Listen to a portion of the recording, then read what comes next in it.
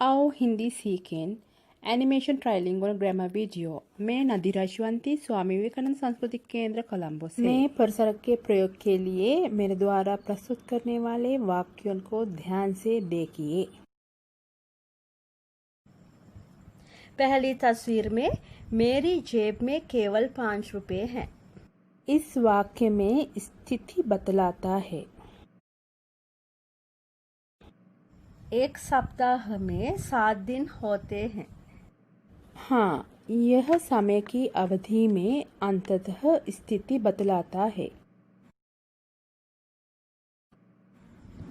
फूलों में गुलाब सुंदर होता है।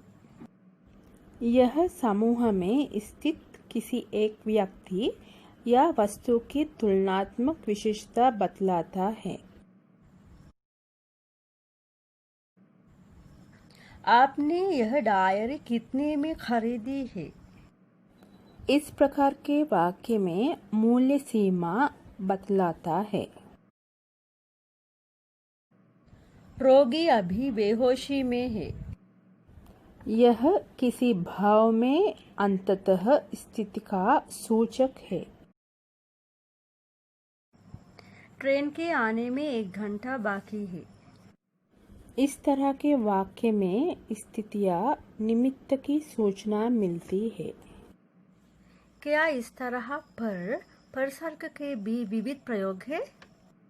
हाँ, क्यों नहीं। इन तस्वीरों को देखिए। इस तस्वीर में किताब मेज पर है।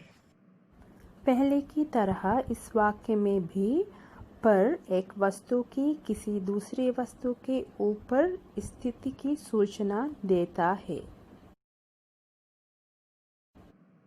होटल कुछ दूरी पर है।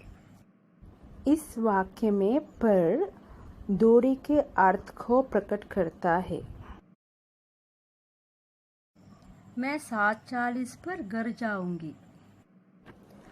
इस वर्ग के वाक्य में यह ठीक समय की सूचना देने वाले शब्द के साथ आया है, अर्थात जब मिनटों की भी सूचना दी जाती है।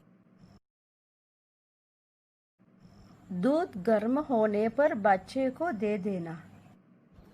इस वाक्य में दूसरी क्रिया में दी गई सूचना पहली क्रिया पर निर्भर करती है। और एक बात, पर के विविध प्रयोग भी हम देख सकते हैं। इसके और प्रयोग भी है। से के अर्थ में पर का प्रयोग। उदाहरण, मेरे कहने पर वे सिनेमा गए। मैं के अर्थ में पर का प्रयोग। उदाहरण, भाग्य पर मुझे पूरा विश्वास है। के लिए के अर्थ में पर का प्रयोग। उदाहरण, वो पैसे पर मरता है। के विषय के अर्थ में पर का प्रयोग। उदाहरण, दर्शन पर व्याख्यान देना सरल नहीं है। के प्रति के अर्थ में पर का प्रयोग। पांचवां उदाहरण, बच्चों पर क्रोध नहीं करना चाहिए। मैं और पर परसर्ग के प्रयोग सब जान लिए। अब मैं अपनी सहेली को भी समझा सकती हूँ। ऐसा होना चाहिए, खुद भी समझना और दूसरों को भी समझाना। आज का गृह कार्य, इन वाक्यों को शुद्ध कीजिए।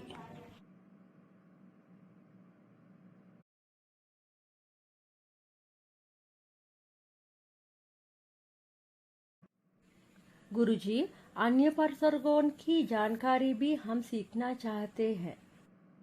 जी, मैंने भी सोचा, इसलिए अगले हफ्ते से परसर्ग सिखाने जा रही हूँ। वाह, बहुत अच्छा। धन्यवाद गुरुजी।